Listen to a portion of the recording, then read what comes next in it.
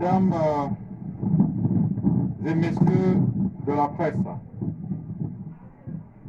me voici au terme de mon séjour très productif et instructif dans cette belle ville de Goma.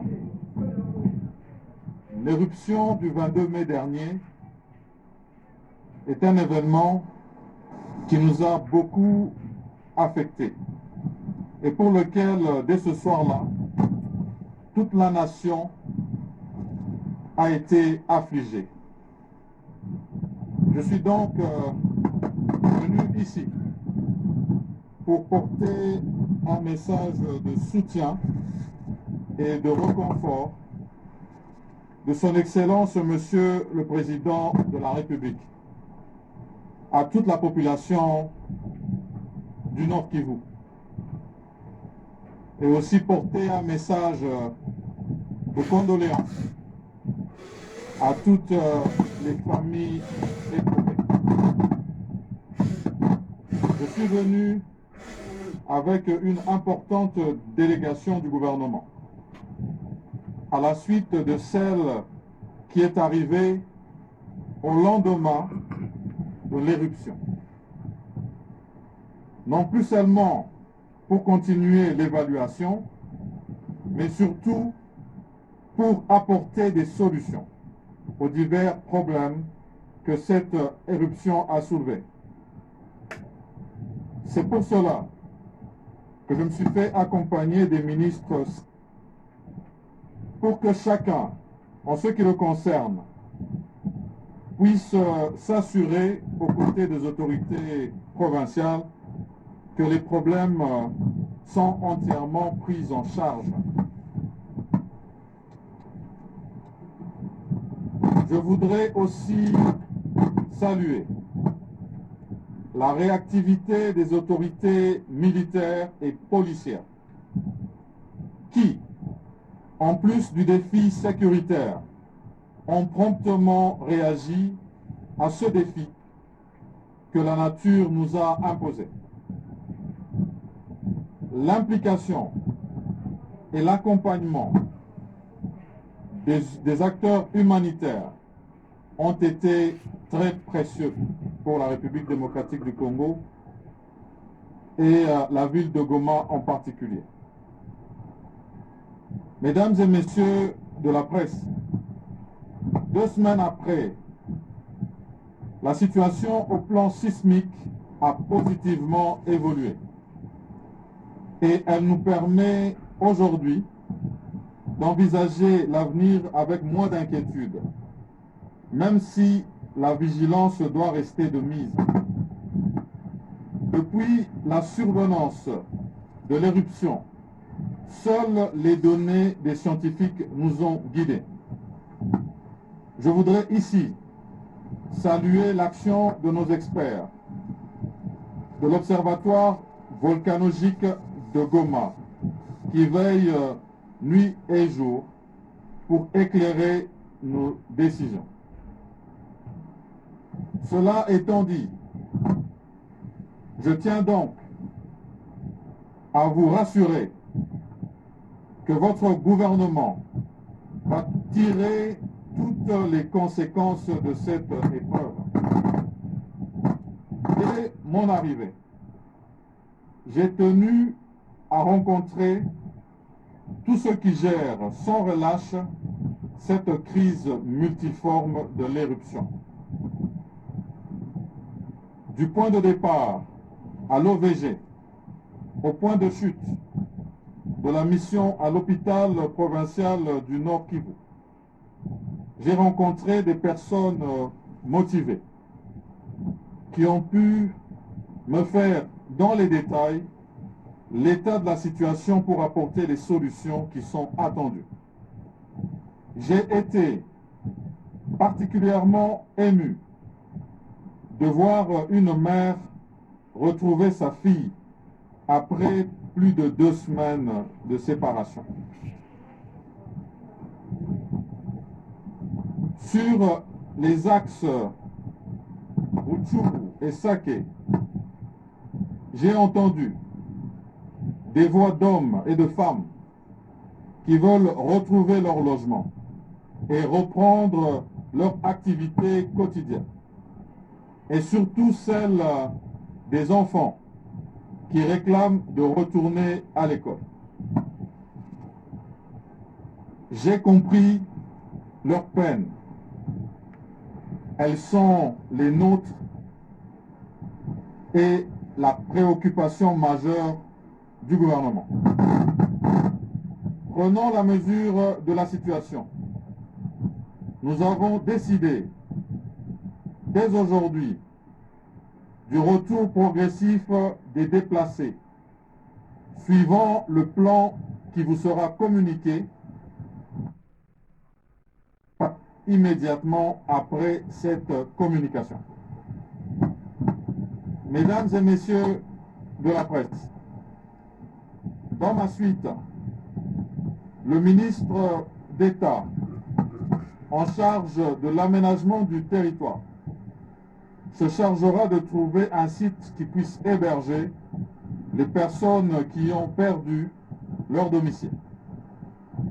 Les sites qui ont été ravagés par le volcan ne doivent plus être occupés par la population. Nous devons tirer les leçons de l'éruption de 2002 et celle de 2021 pour que plus jamais nos populations ne soient si proches du danger.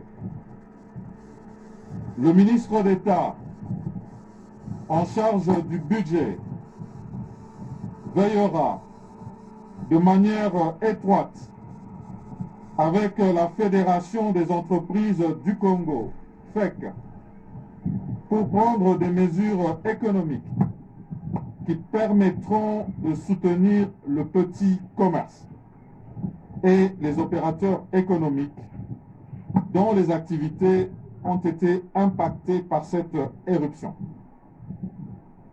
Le ministre de la Santé publique, Hygiène et Prévention se chargera de continuer à poursuivre la situation sanitaire des déplacés tout au long du processus de leur retour. Et il nous a été présenté quant à ce le dépôt de l'association régionale d'approvisionnement en médicaments essentiels pour voir les produits pharmaceutiques devant couvrir les soins médicaux pendant cette période.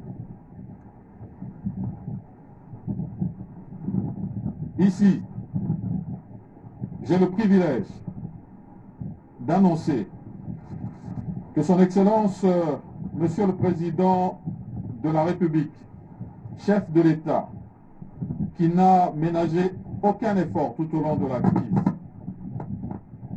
mettra également à la disposition de la population un hôpital militaire mobile bien équipé, pouvant dispenser des soins en renfort aux structures sanitaires existantes. La ministre du Genre, Famille et Enfants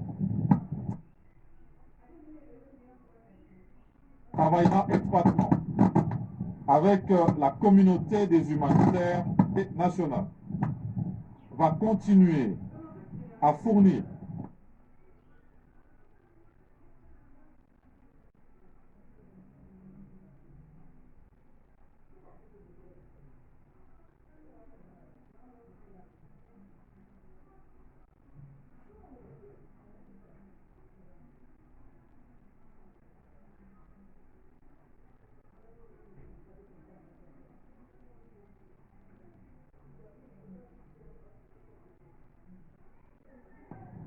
et à canaliser humanitaire aux populations auront besoin.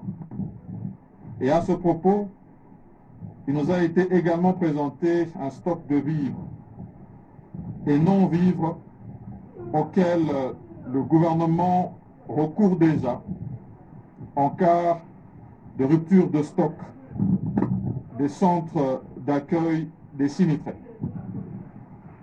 Le ministre des Hydrocarbures, qui est accompagné des experts de la société qui s'occupe du dégazage du lac Kivu se rendra à Kabuno pour les dernières études avant le lancement des opérations du dit dégazage. Le ministre de la Recherche scientifique et innovation technologique est chargé de faire un suivi étroit que nous avons commencé.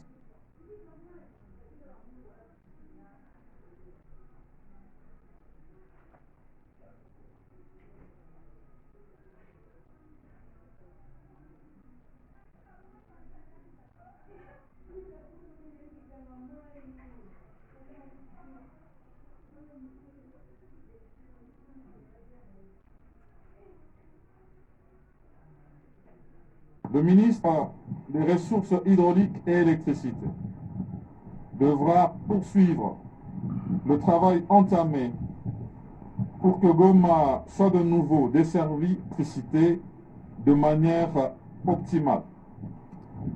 Ici, nous remercions la Fondation Virunga, structure du ministère du Tourisme,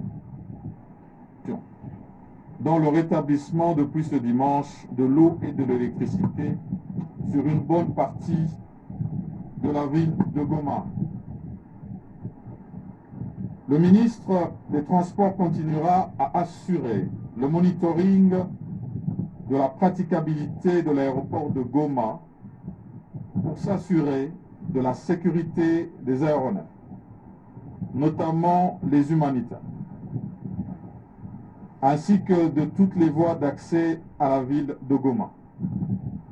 Celui de l'agriculture fera des propositions d'aide de la population dans son secteur. Mesdames et messieurs de la presse, l'autre point majeur de ma visite ici était l'évaluation de l'état de siège. Cette décision que nous avons prise pour mettre fin à l'insécurité qui plombe nos efforts de développement depuis plus de 20 ans. Nous voulons en finir avec les groupes armés qui terrorisent nos populations et nous endeuillent. Le gouverneur militaire m'a fait le point du déroulement des opérations. À ce stade, au regard des premiers résultats engrangés, nous restons optimistes. Nous avons enregistré des redditions des miliciens depuis la déclaration de l'état de siège. Et mon gouvernement va mettre en œuvre très rapidement le processus de DDR-CS qui permettra de réintégrer ceux qui auront choisi de déposer les armes. Je voudrais ici réitérer mon appel à la reddition de tous nos compatriotes qui restent dans ces groupes armés. La barbarie continue des groupes armés qui touchent à nos populations nous motive davantage dans l'action contre eux. Le ministre de la Défense nationale, à la suite des efforts du gouvernement, suivra de près et continuera à le faire le déploiement de l'état de siège, les opérations en cours qui se poursuivent dans la région de Beni et en Ituri. Un état de lieu préalable nous permettra de nous rendre sur place pour apporter le réconfort de nos compatriotes. Ainsi que vous venez de le suivre, vous avez constaté que le gouvernement n'entend négliger aucun détail, ni lésiner sur les moyens, pour à la fois assurer le retour des déplacés leur garantir l'accès aux soins, à la nourriture et surtout à la sécurité et à la paix. Je repars à Kinshasa en gardant un œil vigilant sur ce qui se passe ici. Je reste convaincu que nos compatriotes du Nord Kivu, qui ont toujours fait preuve de résilience, vont très vite reprendre leur rythme de vie habituel. Mon gouvernement y veillera.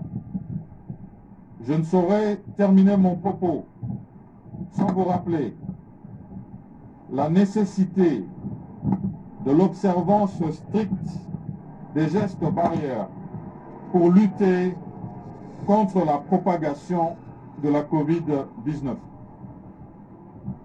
Je vous remercie pour votre attention et je me tiens à votre disposition pour répondre à vos questions. Merci.